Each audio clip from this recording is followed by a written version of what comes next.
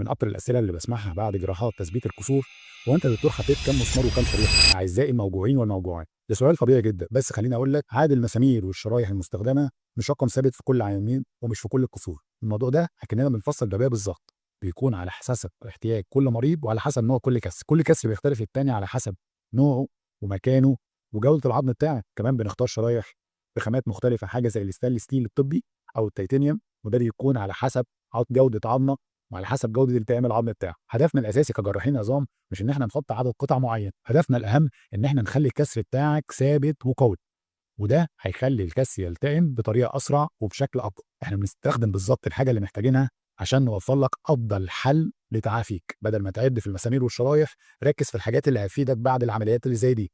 اول حاجه لازم تمشي على تعليمات الدكتور بتاعك بالحرف، وانك تعمل جلسات العلاج الطبيعي بتاعتك بجد وبانتظام. كمان تحافظ على اكل صحي ومفيد. لو عايز تعرف اكتر عن امراض العظام تابعني، انا دكتور محمد الجوهري، وده كلام في العظم.